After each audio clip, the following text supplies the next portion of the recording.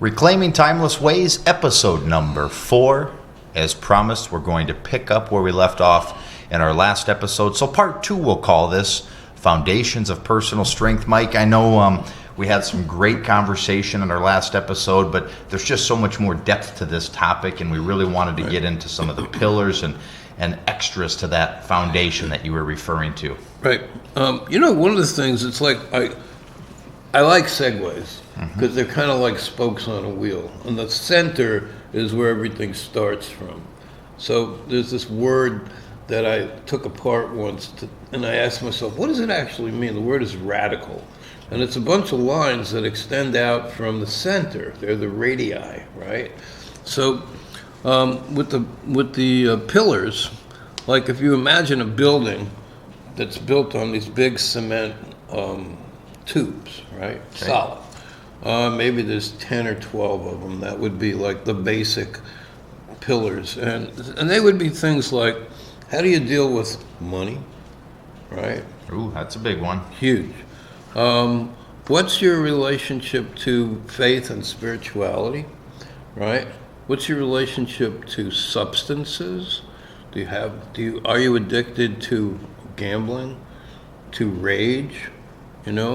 Do we avoid narcissism, right? Pride is good, and appreciation of self is good, but when a person becomes narcissistic, it's compensatory. Yeah. So they're trying to hide shame, and maybe they've been in a state of chronic, impossible competition with somebody that crushed them, so they become bigger than everyone, which is insane, So money, gambling, substances, the kind of associations that we keep, do we keep things in balance? Do we give and also receive? Or are we only more in, it's like if it's 50-50, 60-40, that's probably in the realm of normal. Or if you have a child or a spouse or a parent who needs extra help, that's different if they truly need it, not want it, and they're drama queens, right? And that's a whole separate thing, but it's important, So those would be some of the major pillars. And I think as we talk, we can probably just come up, because I wrote a bunch of stuff down that, seemed important to me. Exercise is an important pillar.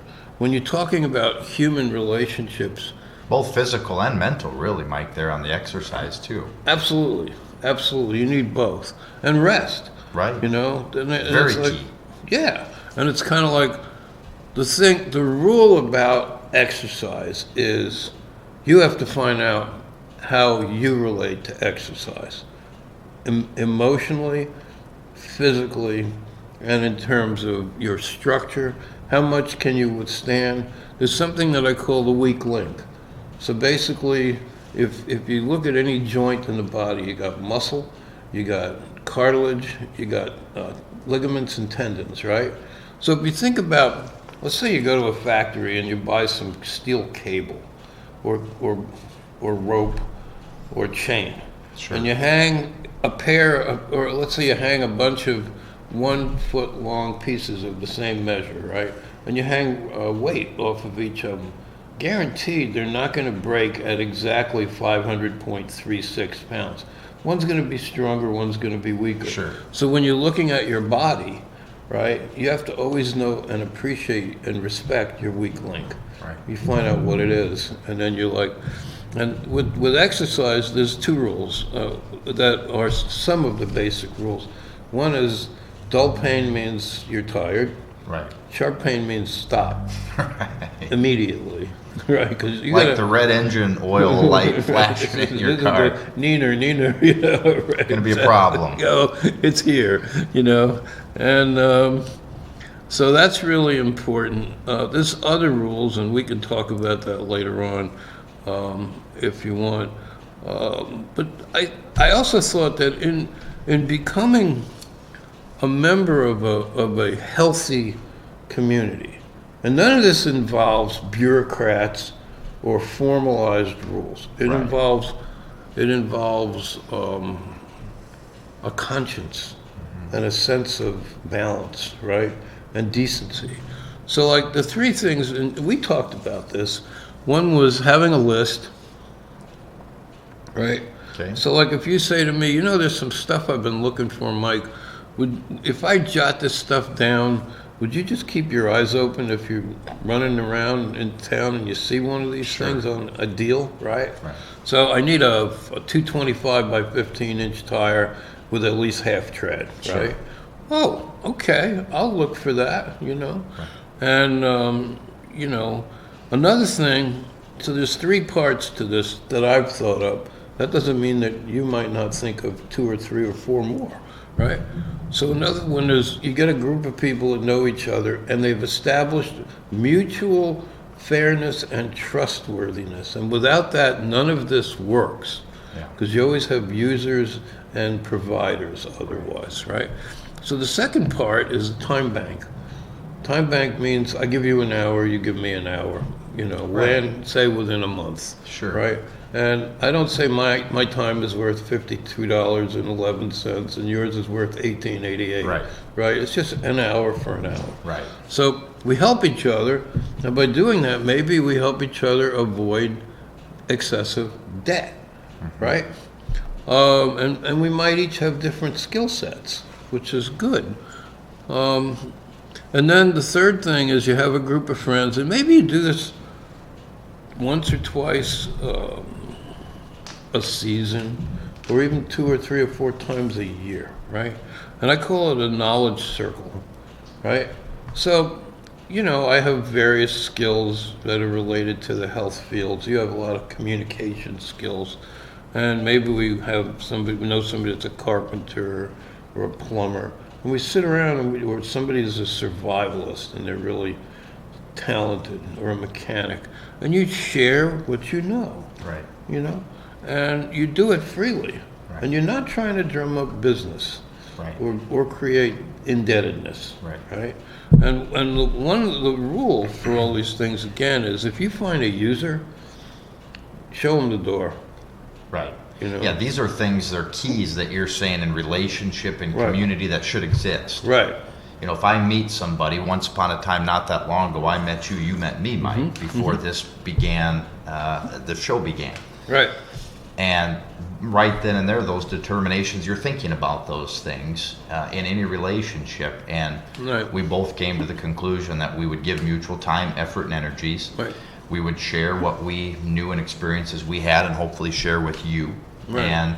And ultimately, there's nothing expected from you to me or me to you, other than just honor, that. we treat each other with honor, and we have these. Right. I haven't given you a bill, and you haven't given me one. No is what it bills. boils down No. to.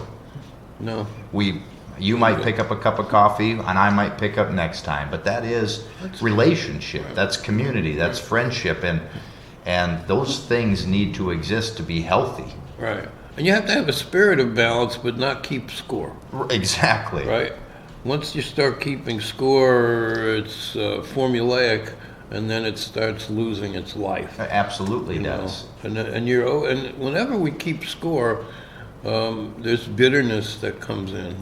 Do you keep score with your friends or your spouse? If you do, I mean, I've seen that. I've heard it. Right. I've been involved in it. I've talked to friends that Right. that can be very destructive to Right. relationship Right. and community. Right, right. There's a thing in giving and receiving that I gave it a name, and it needs some explanation. I call it cutting a deal, Okay. right? So let's say I give you 2 tires mounted on wheels that fit your station wagon or whatever. But now, in my head, so I've given that to you, and I'm like, oh yeah, these are great, here you go. But in my head, I'm thinking, nah, I got them on the hook. I want X, Y, and Z. Right. But I never say it. Right. And then sometime later, a month or two, you know, I really like those things. And I'm thinking, I'm going to twist his guts a little bit because I gave him those 2 mounted tires. I call that cutting a deal. Right. Because part of it was overt and just seemed to be straight up, but another part is covert. Right. So it involves an unspoken indebtedness. And that's manipulative, and it's not honest, Right. you know? Had you have said that to me up front, hey, by the Right, way, yeah. I'm looking for this. I'll give you these, but could you also help me out in this? Right. We're both on the same page Oh, right up boy, front in the beginning. exactly. That's normal. Right, or what else might work? you know? Right. Would that work? Does that seem, Fair to you. yeah, am I giving too little? Am I giving too much? What's your take on it? Right. You know, honestly, what's your take? You know, so cutting a deal happens a lot.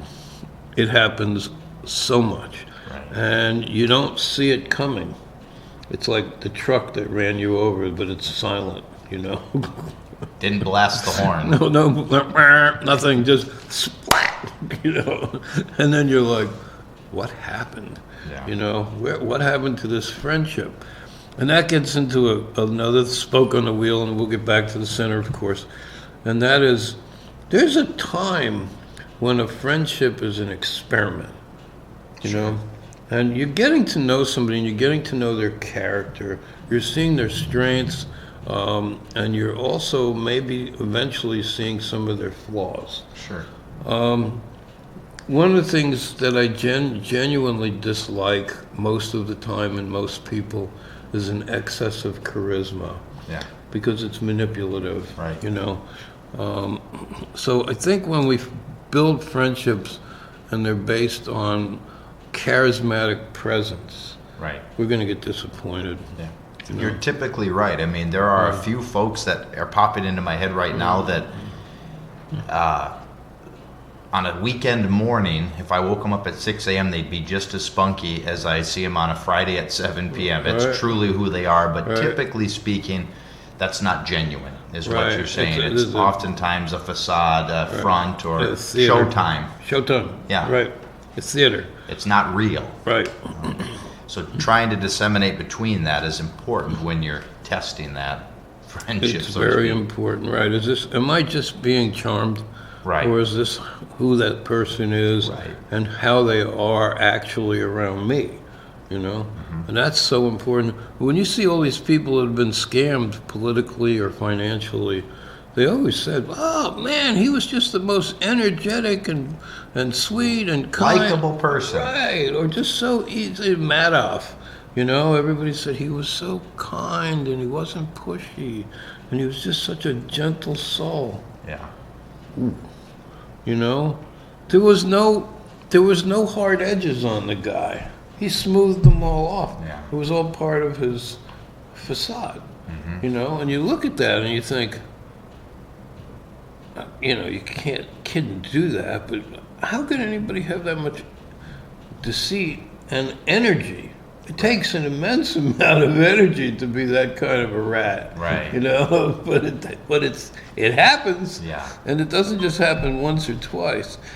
So there was a story that I made up. Sometimes I teach Tai Chi. Yeah. I don't teach it much around here because people are unwilling to do a tiny bit of practice, and I mean 3 minutes a day, right? And the story is, it starts with a question, and that is, who here has 3 minutes a day to practice? Oh, I'm much too busy. 3 minutes? Really? Yeah. Oh, no, I can't do 3 minutes. No, I'm busy, you know. Let's see. So, when you fill the sink up with water to wash the dishes, do you just walk out of the room and watch TV?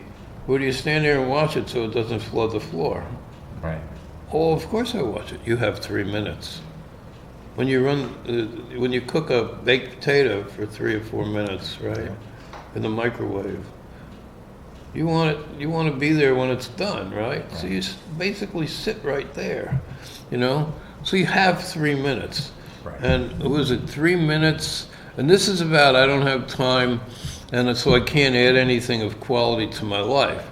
And I sat down, I did the math one day. If I remember right, 3 minutes a day, 7 days a week, 3 minutes is 1,095 minutes a year. Okay. So you say, okay, so I say I don't have any time, and I'm stuck on that, right? Right. And you say, I got 3 minutes when my microwave is cooking my soup. So at the end of a year, you're 1,100 minutes to the good, and I haven't done anything for myself. Yeah, that's almost 20 hours. Okay. I mean, and that's substantial. Yes, in it the grand is. scheme of things. Oh, And you man, really, whatever. when you really think about that and break it down, Right? we are busy. I know. I get that way Right. too. But when Right. you really think, okay, 3 minutes, can I dedicate that? There is a gap somewhere. Right. There is a gap. Of course. If you decide that's something you want to do, Sure. and think about that compounded, because then you might turn around and I might say, but Mike, 3 minutes is nothing. No, Simon, 3 minutes, It's 3 minutes. and it's roughly 20 hours in a year. I know, and it's extraordinary. How far could you have come with Right. 20 hours of practice Right. in anything, whatever you choose to do? Right. And it's substantial. It is. I've used this example of these two identical twins. Let's say they live in this house together. They're single for whatever reason, so they're roommates, and they sit in an identical chair on either end of the living room, and they watch the TV, right? But every day, one of them gets up, walks to the front door, walks down 150 feet to the driveway, walks a 400-foot circle around the property, and then comes in. The other one just sits on his butt. Are they in the same physical condition? No. Right. That tiny little thing, right? And it's just like, after a while, you develop this habitual kind of momentum, like your body wants to do that, as long as it's not abusive. Like 40 push-ups, let's say, might be a natural, good, hard workout for many, many people. Maybe 50 will burn them out. Right. So you don't do 50, you do 40, you know? And you don't let your ego start directing traffic. You say, okay, how much is a proper amount for my body? Right. You know?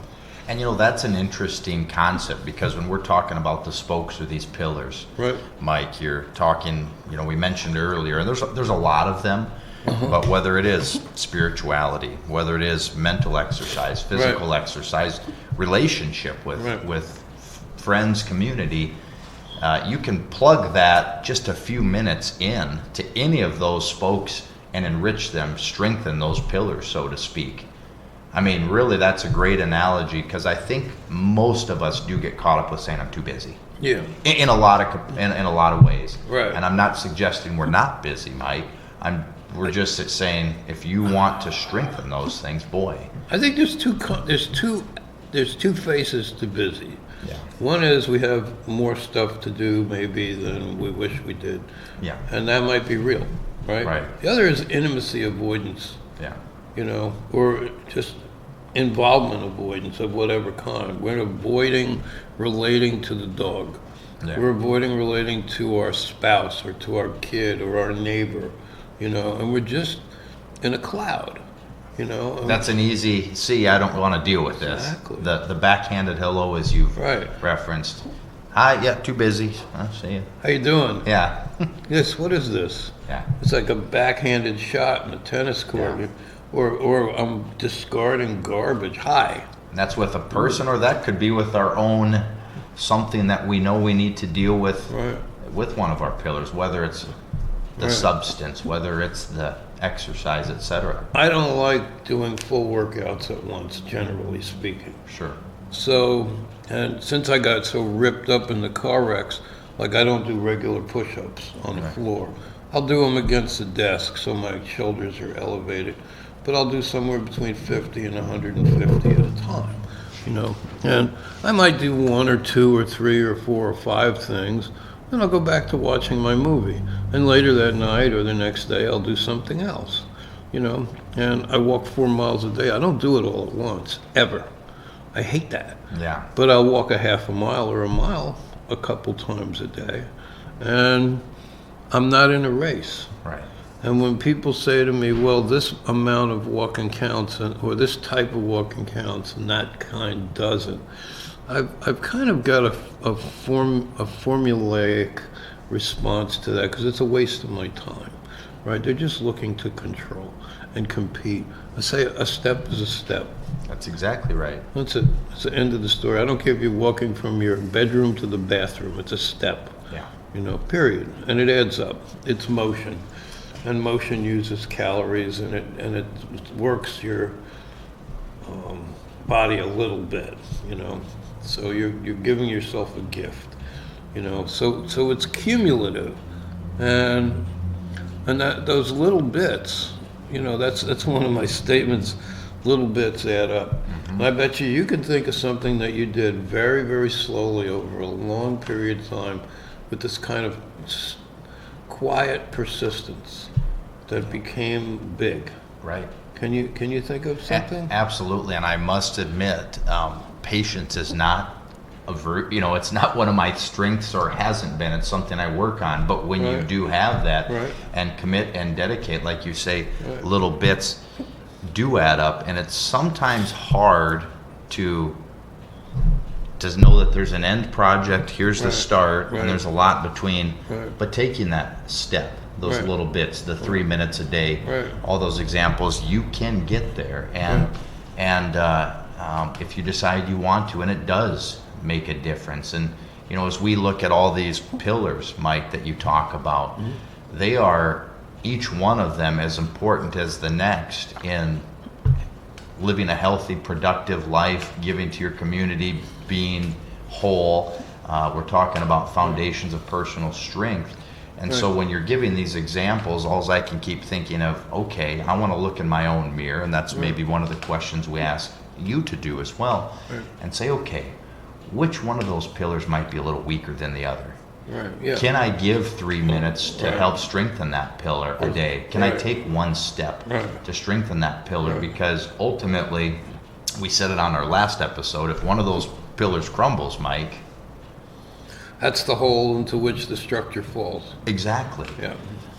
Right. So if Slowly but surely, and after a while, it picks up momentum. right, It might only move Like a quarter- domino. Right. It might only move a quarter of an inch the first year, but the second year it might move an inch. right, Third year, maybe 3 inches, and then all of a sudden, things starting to stress crack. So I moved into this house like 14 years ago. That property, aside from 2 old gnarly trees in the back, was empty. And this old woman that lived next door to me was impossible to deal with. And she had a reputation. People would stop and try to help her while she was moving around, doing things poorly, and she would attack them with a broom. So she would come across and start telling me how to live my life and fix my house. I'm like, no, this isn't going to work. right. And she had this tool, this fork tool I'd put a rose on the property line, and she'd cut it out. I caught her, So I'm like, okay, we're gonna have to fix this. So I got my shovel, and I dug up the back lawn, one shovel at a time, and I built a mound. And I built it maybe 4 inches high and about 2-3 feet wide to start with. Then it became 8 inches and 10 inches and 4 feet, right? Sure. And then I think it's finally like a foot and 4 or 5 feet wide. And I have this hideously ugly old lilac behind my kitchen, but it keeps throwing up volunteers off the root system. So I would just take one out with a bunch of roots on a cool morning, soak the soil, have the hole pre-dug so the roots wouldn't shock, throw it in the ground, fill it up with wet soil, and call it good. I've now got a wall of lilacs 7 feet tall, 5 feet wide, and about 175 feet long. It took 12 years. Right. And there's a couple little gaps in it, but that's a perfect example of Right. little bits. And some days I didn't do anything. Other days maybe I did 4 or 5. Sure. And it added up, And for some reason she didn't want to kill them as much as the roses. And eventually she went away. But so now I have this beautiful wall of lilacs, and it's like I almost literally don't remember it not being there. Right. Right? And it's like So that's why when I was asking you, can you think of something that you do? I would, if at some point, if you think of something, I'd love to hear about it, because the more examples we have of this, maybe you're lazy and you don't want to polish your car. Or after I got hurt in a wreck, I had no energy. I was sleeping 16 hours a day. Right. So I bought like 8 or 10 or 12 gallons of paint that was being discontinued, like 4 or 5-star paint. It was like the best paint made, Right. but they changed suppliers. So I picked it up for $3 a gallon, blended to the color I wanted, and it was amazing. So every day I would get out and I would paint about a 3-foot wide section of the house. I'd wash the brush, put the can away, and go back to sleep, literally. I was that tired. And at the end of the summer, I had painted the whole house 3 coats of paint. Yeah. And it looked good. You didn't see lines where I started and stopped, it was continuous. And we've all got those. I mean, I'm thinking right now I'm in the middle of one of those as I renovate to live above the radio station where I work. Right. I've, thought about a hunting dog, Oh. and the steps in kind of working with them. And, here's one that I'm in the process of right now. It's called a 10 and, almost, 9 and 7-year-old children. And those are constant little steps of training, working, Absolutely. and probably my most, I take the most pride in helping them get to that point. And you talk about little steps and little Right. bits and how all that adds up. Everything I do Right. impacts them in one way, shape, or form. You want to talk about a long project, Mike? You're a father of a son who's out of the house. Right. He's 33, ex-military. Yeah, and you Yeah. talked about homeschooling. I mean, that's something that hits home, I think, to everybody, where all the little bits and the time investment, and that's what a fabulous project that is. Yeah, it was amazing. Every now and then it was frustrating. Sure. We got sick of looking at each other a few times, but for the most part it was good. I'd say it was 95% good and 5% not so good. Doing well then. That's pretty good. That's Yeah. pretty good. But so one of the things that I don't know, these aren't like maybe not the basic things, but I jotted some things down. Some of them I already said. One of my rules in life is never count other people's money. Yeah. It's an ethical rule. The Right. minute that you're doing that, you're setting somebody up to use them. Don't. It's not your money. Right. I have a relative now who's going through that with people, and the deceits are hideous. So this other one, the little bits add up. Obviously, we said that. Consistency. There was a program that was done, and for people that have been experiencing debility because of age, inactivity, illness, accident, whatever. Peter Bent Brigham Hospital in Boston, like 40 plus years ago, did an experiment. They took people the youngsters were 75, and if I recall properly, they went up into their early to mid 90s. Okay. And they were very weak and debilitated, and they were falling down a lot. And so they brought them into this room, and they had them doing like stand up, sit down in the chair, and pick up a 1-pound can of soup and curl it, right? And then after 2 or 3 weeks, a 2-pound can of soup, and then a 3-pound, right? Pick it up over your head, lift it this way. So they're working basic muscle groups. In 12 weeks, at minimum, they measured their strength as double. And so it was between double and triple. And most of them stopped falling, period. These are people like between 75 and 93. So you talk about, you listen to that and you think, okay, you all your life, every time you go to the gym, there's some gym Nazi there who's telling you how to, be like gung-ho, like Jack LaLanne on, a truckload of steroids and 12 pots of coffee. Just everything has to be perfect and unending, like a volcano of intensity. They were just doing little bits, and it added up, and their life was better. They were safer. Right. They weren't going to have a head injury from falling down because they were so weak and dizzy, right? So that's a perfect example. And, part of the pseudo-wisdom, there's a lot of pseudo-wisdom out there, is they're too old to build muscle. That's not true. If you're alive, you can build muscle, Yeah.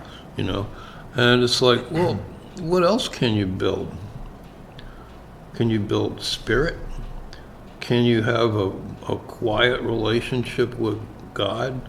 However you know God, if you know God to be some kind of a constructive, loving, just creator who's smarter than we are, a lot, can you sit and have a quiet conversation with him in your head about whatever?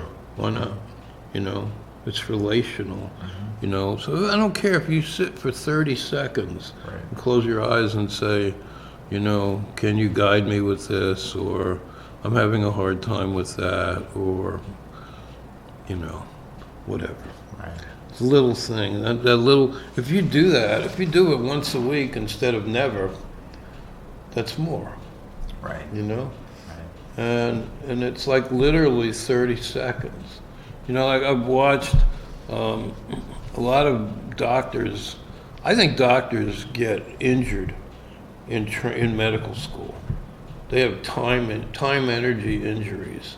It's the term I've heard several people use is having a fire hose shoved down their throat, right? With medicine, with extreme fitness programs, like with special ops community in the military.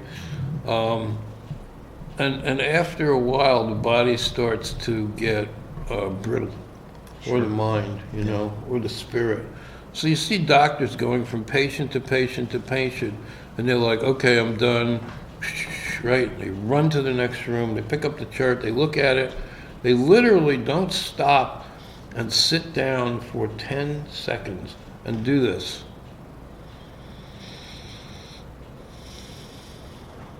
Right.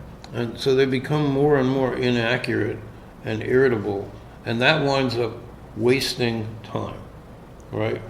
And it's like a mechanic who's aggressive because he's in a hurry, so he injures himself hammering on things. So he doesn't save time, Right. Or a mountain climber who's not watching his steps, Right. Precipitous. So you say, oh, no, I know that in my reality of time management, you have to be in a hurry. Well, then you're going to screw up, Yeah. and then you have to do things 2 times, or you can never fix the damage that you did, right? So they come out of medical school broke, Right. because medical schools, in my opinion, are crooked. They're building Parthenons that they don't. You could go to medical school in a converted trailer truck and sit and listen, Yeah. right? Right. It doesn't have to be a Parthenon. It doesn't have to be a $50 million building that you wind up paying for.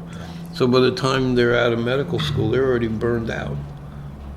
And they look okay, and then they get burned out with debt, right? And these are people that are supposed to be paragons of wellness and virtue, and they're already caught up, so many of them, in these messes, in these mud holes, Yeah. So I don't know how that gets fixed aside from talking about it. Yeah. The other one with the twins is, one says, I hate reading.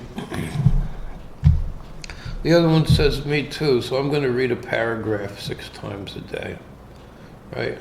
So he reads a paragraph, which maybe is 6 times, 8 times a day, page and a half, 2 pages. So at the end of a year, he's read 500 pages, and the other one read nothing. Well, what does that look like in 10 or 15 or 20 or 30 years? One is here, and the other one is like a skyscraper, or laughter.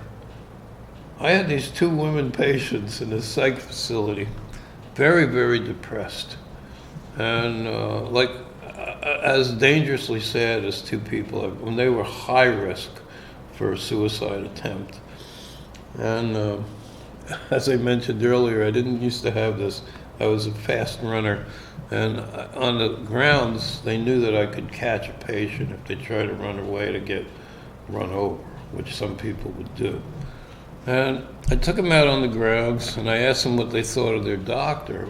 But of course, I was the enemy. So they were giving each other the signal, don't say anything, he's the enemy. So I started making fun of him. I took a risk, right? I started mimicking his behaviors and his gestures, right? And his face. He was kind of like a mama's boy. And after about 3 or 4 minutes of this, they're laughing. And then they're like rolling on the ground laughing hysterically for about 15 minutes. And I brought him back inside after a while. And it was a big risk because I didn't know them all that well, you know. But one of the other nurses came up to me the next day or so, and she was very accusatory. And she said, "Have you seen these two women?" I think it was Barbara and Karen. I'm like, looking at her like, there's something askew about her question, you know. Yeah. She's got that hostile tone, like you've done something bad. And I said, "What about them?" She's like, "Well, something's different about them. Do you know anything about it?" And I'm like, "Well, what's different?" She goes, "Well, they're much happier." And I'm like, maybe we have the wrong patient, Yeah. you know. So It's just interesting, Mike, because you know you can go on and on your great at stories, and I know we're running low, but you think about all of the stories you've told to sort of substantiate the pillars that hold each of us up when we talk about the foundations of our personal strength. And I like the analogy, the mud holes you get caught in. yeah, Because we've all gotten caught in some capacity somewhere along the line, and they relate to one of those pillars that hold us up. right, And when they start sinking in that mud hole or collapsing, right. it can take a lot of other good with it, and that's dangerous. We don't want that to happen. So then you flash back to some of your stories about little bits of time and steps and Little minutes, bit. and how we do have the influence and ability for ourselves and others to help, you know, pack in the concrete and reinforce that pillar that might have cracked or gotten weak once upon a time for whatever reason. Right. And that's really the moral of what we're trying to say today, and in many respects throughout this whole series of shows, Mike, that we've done and are going to be doing. So, you know, in closing, that just some great stories and thoughts. And, you know, as we wrap up, Mike, is there anything we're leaving out to conclude the foundations of personal strength? Well, there's a couple thoughts. I jotted some stuff Okay. down last night, and I'm always nervous about doing this because it makes everything canned, Right. or it has that risk, and I'm like, no, I don't want that. The good news is I can see your script, and it's just little bullet points. It's Right, far that's far all it from the is. full genuine. It's memory That's joggers. right. So one is, like, I've been doing and teaching Tai Chi for, I don't know, 25, 26, 27 years. And one of my students said, "Oh, well, you're a master, right?" I laughed. I said, "No."